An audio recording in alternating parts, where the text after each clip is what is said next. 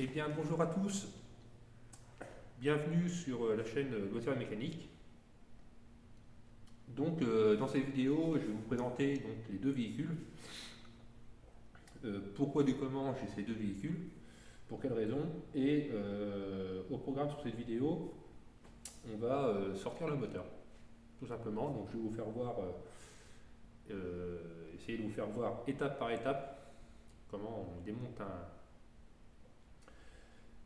comment on sort un moteur d'une voiture, tout simplement. Donc il n'y a rien de compliqué en soi, c'est de la logique. Mais il faut être organisé et il faut prendre son temps. Voilà. Il ne faut pas se presser, c'est du loisir, hein. Moi j'adore ça. Et mon temps, moi je ne le paye pas. Donc, et vous non plus, hein, si vous voulez vous y mettre, vous non plus, votre temps vous ne le payez pas et vous ferez d'énormes économies, c'est sûr.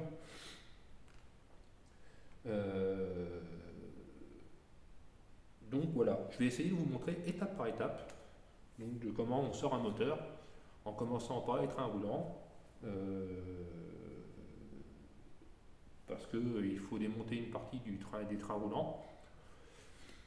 Et là pour le coup on va sortir le moteur sur une 205, c'est vrai que c'est pas mal, mais sur d'autres voitures aussi je crois que ça se fait. On va sortir carrément moteur et boîte en même temps. Donc je vais moteur boîte les laisser accouplés et on va réussir à sortir moteur boîte. Je vous le dis et ça marchera c'est sûr parce que je l'ai déjà fait deux fois. Donc là du coup je sais que ça fonctionne bien et que je sais que je vais réussir. Donc pour la présentation de ces véhicules. Donc voici deux Peugeot 205. Alors les deux faces avant sont démontées parce que là j'ai traité un petit peu de rouille sur celle-là qu'il y avait dans les passages de roue et parce qu'elle avait été accidentée aussi. Ça sera un autre sujet de vidéo, je vous parlerai de la rouille, de ce que j'ai fait niveau rouille pour disons je vais pas le dire pour en fait traiter anti-rouille, ce que j'ai soudé, il a fallu que je fasse, ça m'a pris beaucoup de temps, donc ça fait 2 mois et demi que je suis dessus, hein, remettre, enlever toute la rouille de cette voiture. Déjà on va commencer par la blanche, de manière on peut faire la verte parce que c'est les deux mêmes. Donc les deux Peugeot 205 sont des séries sacrés numéros. Celle-ci est de 96, celle-là est de 95. Celle-ci à 335 000, là, celle-là à 281 000. Celle-ci, ça fait 2 ans qu'on l'a avec ma femme, on l'a acheté avec un CT valide, donc il a été passé 2 jours avant que l'on l'achète et elle a encore son CT valide jusqu'au 10 janvier 2024, donc normalement on aura encore le droit de rouler avec. Ça fait 3 mois qu'on s'en sert plus parce que j'ai découvert des trucs qui n'étaient pas trop sécures. Donc j'ai fait, c'est bon. Et on a acheté ça en fait, c'est pour faire les petits trajets, quoi, aller chercher du pain, faire des courses, etc. On l'a acheté 500 €, donc en état convenable. Mais après, qu'est-ce qu'il y a, c'est que j'ai découvert des trucs qui n'étaient pas, enfin le contrôle technique est passé là-dessus. Honnêtement, je pense qu'il est passé avec des trucs de table, je pense.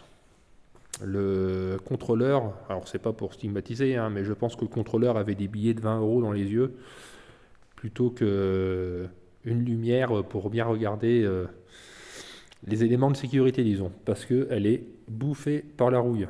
Alors je vais vous faire montrer à l'endroit pour vous donner une ordre d'idée. Voilà, donc quand on voit un pas de tête comme ça déjà, c'est pas bon signe. Quand on commence à voir la rouille sortir, voilà, à l'extérieur, c'est que le mal est fait déjà. Donc tous les dessous sont comme ça. C'est du gruyère. Le fond de coffre c'est pareil. L'écrou de roue de secours, il est passe à travers, donc on a perdu le panier. Enfin, avec la roue de secours forcément dessus, etc. Donc ça c'est plus possible que ça roule, donc c'est pour ça que j'ai dit à ma femme, j'ai dit de manière, voilà, on s'en sert plus, c'est terminé, et faut essayer de trouver une caisse saine, du moins à peu près saine, et prendre le meilleur de celle-ci, et du coup le mettre dans une autre, donc l'autre c'est celle-ci, donc 205 sacré numéro, 1,7 litre diesel pour les deux, 60 chevaux, 5 chevaux fiscaux. Celle-là, elle était complète, donc j'ai tout, hein, honnêtement. On l'a acheté moteur cassé, avec un autre moteur de 1,9 litre diesel, un moteur de XAD, commercial, qui est rendu dans la blanche pour des soucis de... parce que, en fait, simplement pour des questions de transport. Voilà, je l'ai remis dedans là, parce que c'est plus pratique, hein, tout simplement. Hein. Mais j'ai juste mis les supports moteurs, les 3 supports moteurs, et voilà, comme ça il tient. Et il faut vous dire qu'avant j'étais pas dans un hangar, j'étais pas dans un garage, j'étais dans un hangar agricole, donc qui était ouvert sous du gravillon, en plein vent, sans électricité. Enfin du moins, j'avais l'électricité mais j'avais pas de lumière. Donc c'était quand même compliqué, et là que je suis dans un garage, c'est quand même mieux. Donc pour l'intérieur, vous voyez, il est quand même extrêmement propre. Donc il n'est pas déchiré, elle est sale, mais je veux dire, voilà, c'est pas déchiré, c'est en très bon état. Donc un bon nettoyage, un bon champouinage des moquettes et des sièges, tout partout. Elle va être magnifique cette voiture. Niveau carrosserie, vous voyez, il y a une aile qui est, parce qu'elle a été accidentée celle-là, donc il y a une aile qui est froissée. Là j'ai une cabosse ici, comme vous pouvez voir, juste au bout de mon doigt, donc je pense que je devrais arriver à redresser. Alors, voilà, sans conviction, mais je pense que ça doit se faire. Et du coup, elle a reçu, cette voiture, ça fait 6 ans qu'elle roule plus, donc elle a reçu des coups de portière, enfin ils n'ont pas forcément fait gaffe, et c'est bien dommage. Parce que, alors je vais essayer soit d'atténuer, mais elle a quand même quelques bosses, je sais pas si on va le voir, voilà, vous voyez ici au bout de mon doigt, elle a quand même quelques bons accros. Donc ici, là, et puis là, ça a bien marqué. Ça a été maquillé avec une espèce de peinture, bref. Mais comme j'ai la blanche en donneuse de pièces et que les éléments de carrosserie sont bons et sont pas rouillés, du coup, je vais me servir de la blanche pour faire la verte, et je ferai de la peinture, hein, tout simplement. Le capot, voilà, le vernis s'enlève. Alors il y a qu'ici, voilà, partout ailleurs, le vernis est impeccable. Il s'est enlevé aucunement, nulle part. De ce côté-là, en fait, elle était le long d'un mur, donc elle a pas eu de choc. Donc en fait, de ce côté-là, elle est propre. Donc vous voyez, hein, la ligne de carrosserie, elle a pas de bosse. Hein. Il y a ce capot, il est propre, il a grêlé. Donc c'est bien dommage. Donc du coup, et le vernis s'enlève, donc du coup je prendrai le capot de celle-là qui est propre, en fait, enfin qui n'est pas cabossé, pas propre, c'est un grand mot, mais qui n'est pas cabossé, enfin qui est sain, pour le mettre là. Mais quand j'en serai à la carrosserie, déjà, ça veut dire que tout le reste sera fait, parce qu'il y a quand même du boulot. Donc voilà pour la présentation de ces deux véhicules. Donc comme outillage, pour sortir un moteur, il ne vous faut pas spécialement grand chose. Voilà, une caisse à douilles, avec toutes les douilles, le 30 et le 32. Si vous pouvez avoir plus gros, c'est bien aussi.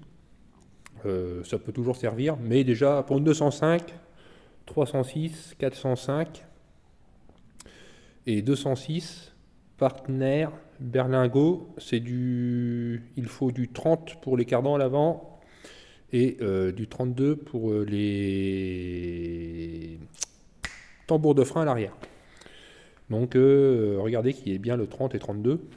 Et toujours à 6 pans, prenez pas du 12 pans comme ça, parce que quand c'est bien serré et qu'il y a longtemps que les boulons n'ont pas été démontés, et les écrous aussi, et vous foirez les têtes d'écrous, les têtes de vis, et après vous êtes dans la panade. Donc prenez du 6 pans, voilà, donc vous avez 6 côtés, hein, et vous avez une meilleure prise, et du coup vous craignez pas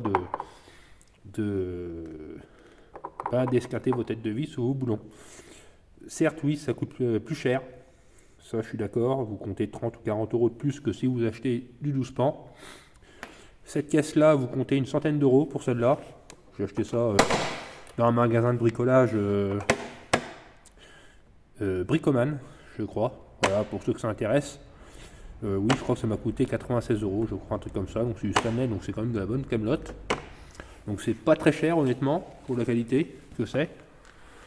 Il vous faut un phare, parce que quand on va aller en dessous, il faut un peu de lumière, parce que c'est un peu sombre. Une caisse avec des clés plates, pinces multiples, marteau, enfin voilà, pinces de 3 tournevis, etc. Un pied de biche, une barre de fer ou une barre à mine, au choix. Et puis, voilà. Alors moi j'ai une péteuse, donc ça c'est pas obligé, hein, mais ça rend beaucoup de service. Donc voilà pour la présentation des outils. J'ai oublié un cri hydraulique et aussi également une chèvre. Alors une chèvre, ça pour sortir un moteur, il n'y a rien de tel. Ça va vous éviter bien des galères. Donc si vous connaissez quelqu'un qui peut vous en prêter une, n'hésitez pas.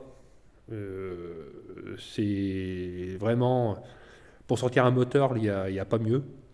Si vous connaissez personne qui a une chèvre, n'hésitez pas à en louer une pour vous aller sur Marketplace ou sur Le Bon Coin par exemple. Il y a des personnes qui louent des particuliers qui louent des chèvres pour une trentaine d'euros, pour 20-30 euros par jour. Et ça vaut pas le coup de s'embêter et c'est de l'argent qui est hyper bien utilisé. Donc je vous conseille largement une chèvre. Donc voilà pour les outillages, disons, et j'ai oublié aussi un bac pour récupérer les huiles. Voilà pour les outillages qu'il faut pour sortir un moteur.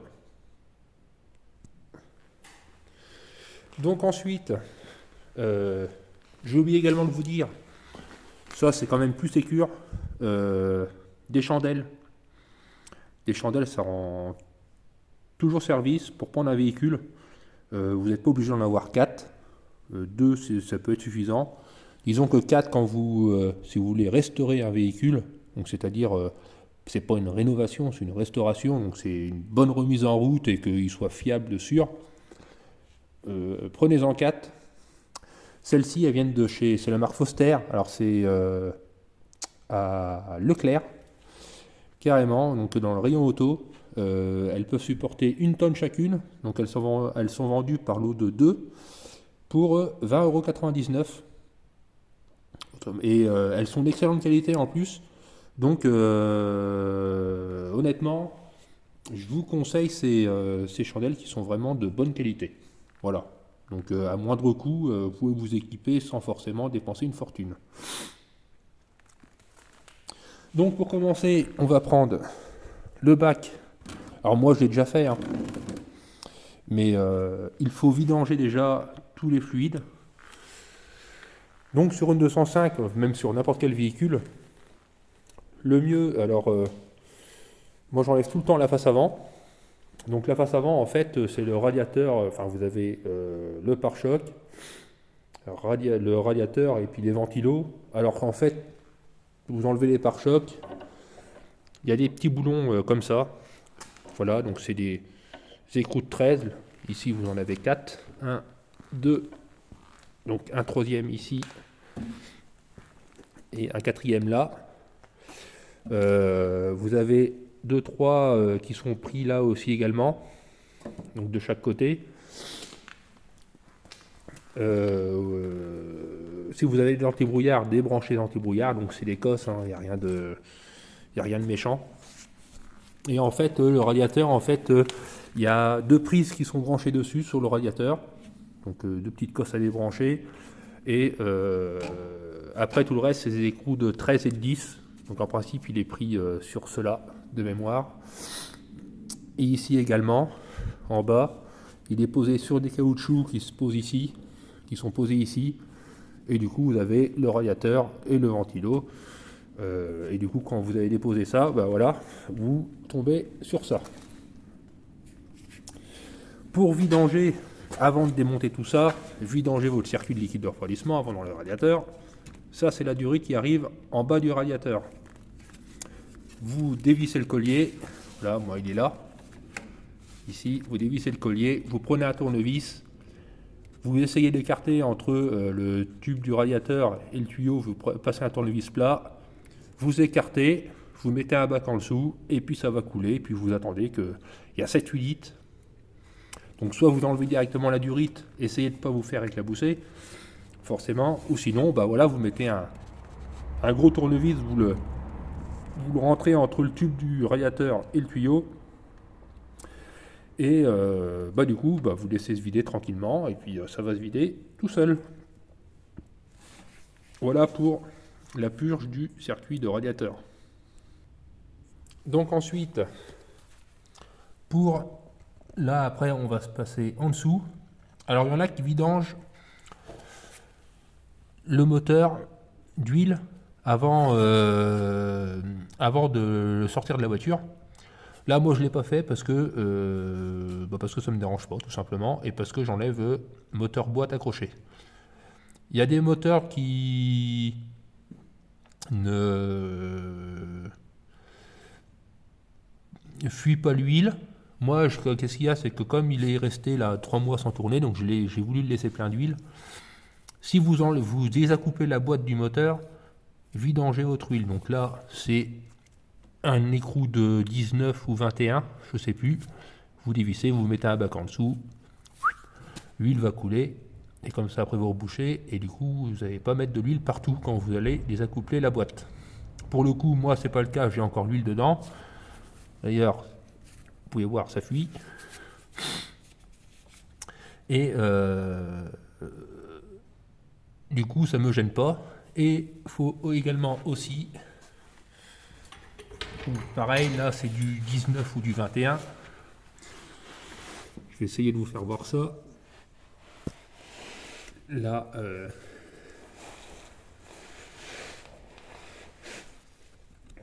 juste ici, au bout de mon doigt, là, vous avez un écrou. C'est du 19 ou 21, je ne sais plus aussi. Ça, c'est la vidange de boîte. Donc, vous mettez un bac en dessous, vous ouvrez, l'huile coule. Alors, il y a 2 litres. Hein. Donc, c'est pas énorme. Et du coup, une fois que ça coule plus, vous reversez, vous serrez bien. Et comme ça, vous êtes peinard, vous avez plus de fluide dans le moteur.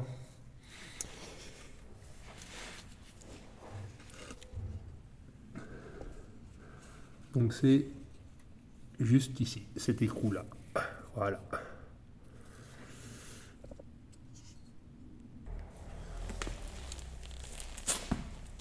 Donc ensuite, avant de prendre votre voiture, desserrez vos écrous de roue. Alors, je ne vous ai pas dit de les enlever, vous les desserrez. Parce que sinon, si vous n'avez pas comme moi de clé à choc, il va falloir redescendre la voiture du coup pour desserrer les goujons de roue. Donc, desserrez vos goujons de roue et desserrez aussi si vous avez des jantes tôle, votre écrou de cardan de 30.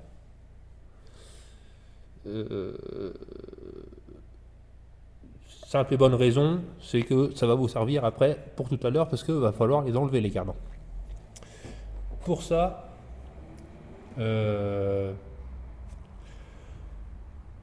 pour les enlever, moi je remets 2 écrous ici. Comme ça, vous mettez une barre de fer en travers comme c'est là en fait, parce qu'on dévisse toujours dans le sens contraire des aiguilles d'une montre.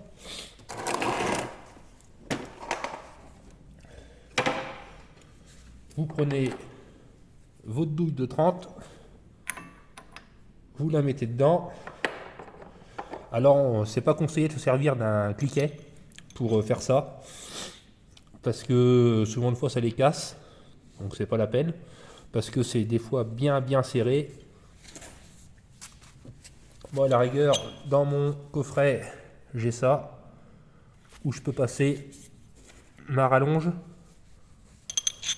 donc dedans, comme ça. Voilà. Et là, du coup, vous mettez un tube. Donc là, moi, j'ai desserré forcément. Hop là.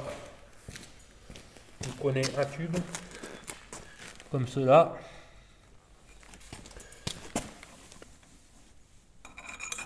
Vous le mettez dedans, comme ça, et vous forcez pour les serrer. Et comme vous avez calé votre train avant, du coup, ça ne pourra pas tourner. N'essayez pas de mettre une vitesse et d'éviter de faire ça. Même avec une vitesse, c'est tellement bien serré que c'est serré à 250 newtons. Donc, même si vous mettez une vitesse, la roue va tourner quand même. Donc voilà pour ça. Donc une fois que tout ça est serré, vous enlevez vos goujons.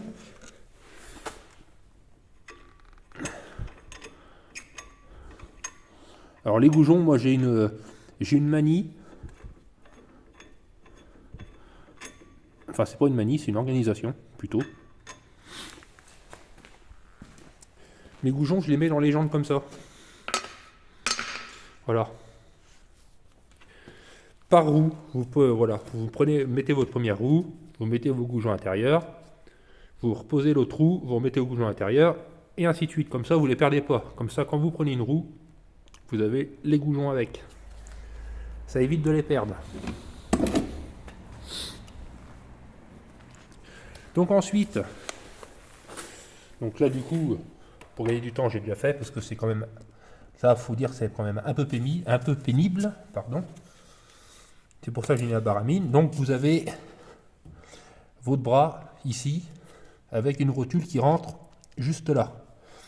Donc ça c'est vous avez du 16 et du 17, donc c'est, je sais plus de quel côté, bref. Donc clé de 16 avec un cliquet à 17 ou inverse, hein, peu importe. Vous desserrez ce boulon là, vous frottez l'axe, et après vous allez prendre votre barre de fer.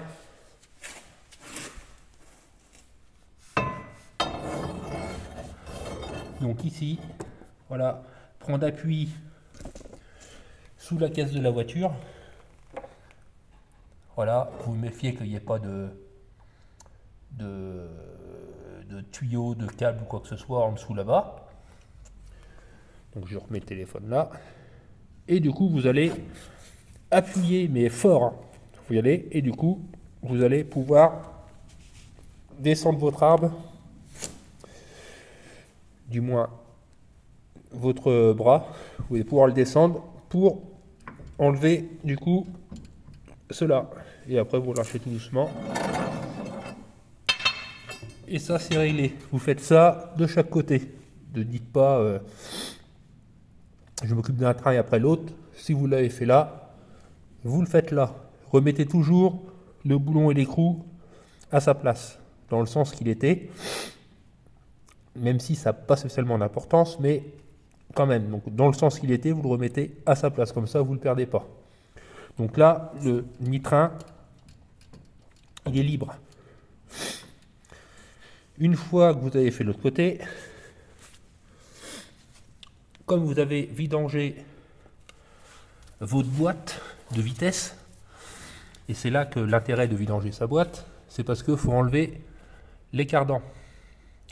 Le cardan, va dans la boîte de vitesse, c'est ce qui transmet la force du moteur aux roues via, au milieu, l'embrayage. Si vous enlevez les cardans sans vidanger votre boîte, l'huile va être rendue par terre, tout simplement, et c'est un désastre. Donc, pensez bien à vidanger votre boîte de vitesse. Si vous séparez, et je le redis, si vous séparez votre boîte de vitesse du moteur, vidangez aussi l'huile moteur également. Ensuite, donc là maintenant, on va enlever le cardan. Donc, du coup, on va enlever l'écrou qui est ici, qu'on a desserré tout à l'heure. au préalable.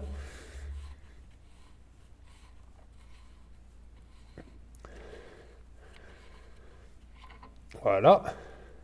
Donc on le pose bien ici.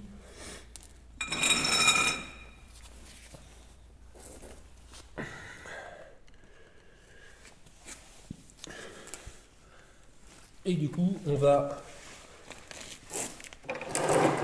tirer sur le train roulant. Donc voilà. Ça peut être un peu fastidieux. Voilà. Et du coup, voilà pour un cardan.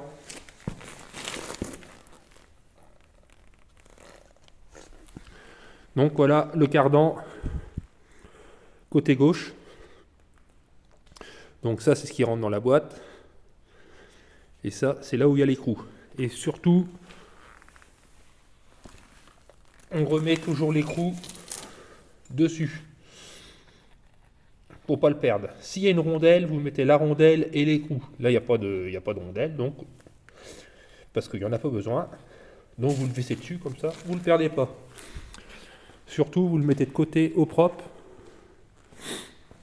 Donc moi, voilà. Donc voilà pour ce côté gauche de la voiture.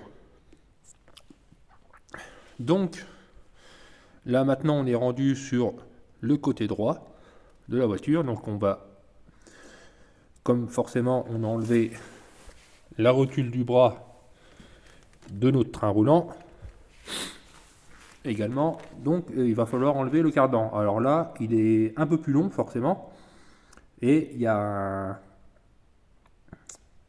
un bloc intermédiaire en fait pour le tenir tout simplement. Donc je vais vous faire voir comment on l'enlève. Donc là il faut aller en dessous. Donc si vous êtes sur le gravillon ou sur la terre, mettez un carton en dessous, voilà, pour pouvoir vous coucher. Et vous faut une clé de 10. Donc là, ici au bout de mon doigt, on a 2 écrous, donc à desserrer. Donc une clé plate de 10. N'y allez pas avec un cliquet et une douille de 10 parce que vous pourrez pas, parce qu'en fait normalement la tige, moi j'ai des desserrés là, mais normalement la tige elle sort beaucoup plus que ça, sauf si vous avez une douille de 10 longue, où là vous allez pouvoir y aller. Pas la peine de les desserrer à fond, faut juste qu'elle tourne en fait sur elle-même à 360, parce qu'il y a 2 petits en fait c'est juste pour emprisonner la partie du cardan ici, pour éviter qu'il avance ou qu'il recule. Donc en fait voilà, c'est simplement tenu par ces 2 écrous là. Une fois que vous avez desserré vos écrous assez suffisamment et qui tournent du coup à 360 pour que ça soit le boulon, enfin du moins l'écrou, enfin je sais pas comment vous expliquer. Donc ça veut dire que vous allez pouvoir enlever votre cardan qui est pris du coup ici, l'autre côté de la boîte de vitesse, du coup à l'opposé de l'autre cardan. Donc du coup là, on va ressortir de dessous le véhicule et je vais vous faire voir. Donc là on va sortir le cardan, donc du coup on défait l'écrou pareil que l'autre côté. Écrou de 30. Et du coup on va faire pareil que l'autre côté. Il faut que je prenne mon gant.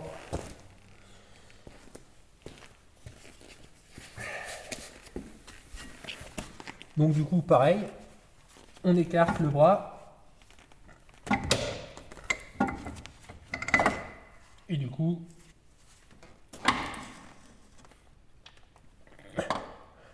ça sort. Donc il y a un caoutchouc qui est tombé là-bas. On va aller le ramasser.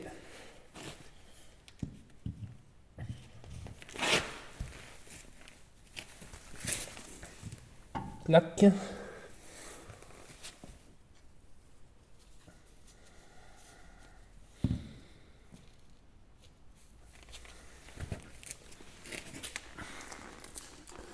Voilà. pour le cardan. Donc vous voyez, il fait le double de longueur de celui-là de côté boîte. Donc surtout, on remet l'écrou à sa place. Et pareil, on le met à côté de l'autre.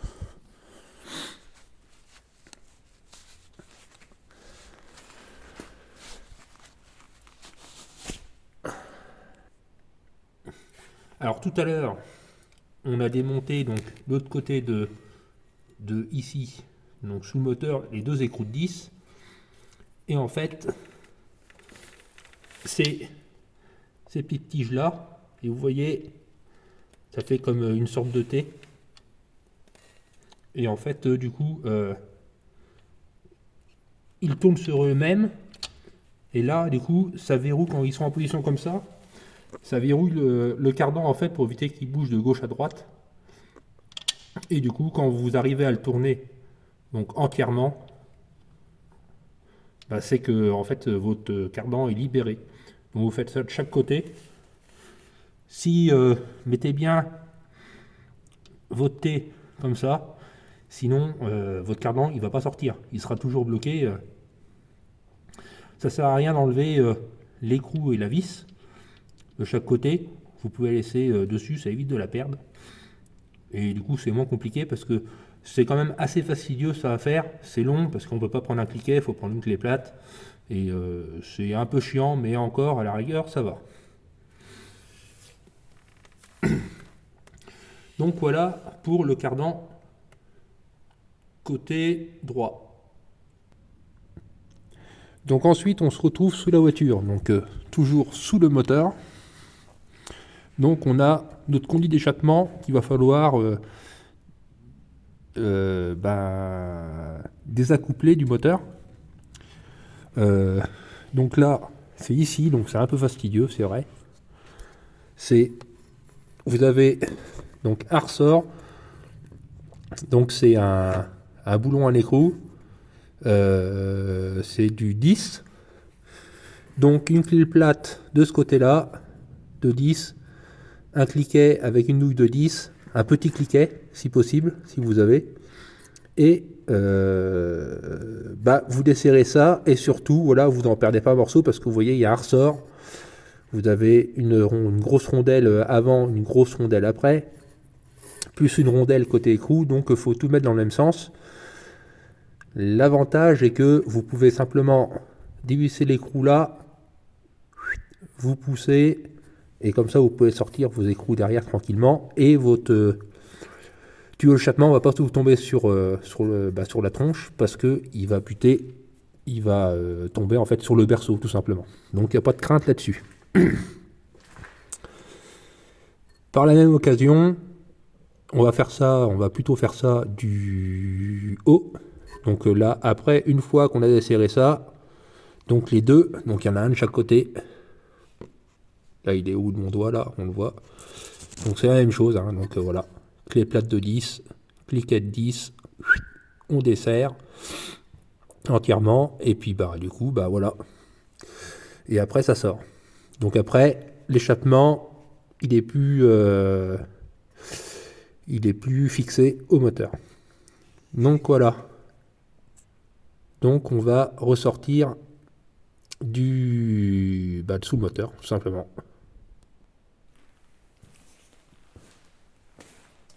Donc voilà pour cette première partie de vidéo. Je vais m'arrêter là pour cette vidéo-là. Je ferai une deuxième partie pour le reste. Parce que sinon la vidéo va durer beaucoup trop longtemps. Et j'aime pas bâcler les choses, donc je préfère que ce soit comme ça. Donc j'espère que cette vidéo vous aura plu. J'espère que vous avez trouvé ça détaillé. Dites en commentaire si ça vous plaît. Et n'hésitez pas à mettre un pouce et à partager également. Et je vous dis à une prochaine vidéo pour la deuxième partie de comment sortir un moteur d'une voiture. Sur ce, je vous souhaite bon courage, bon appétit si vous êtes en train de manger, et à ciao, bonsoir.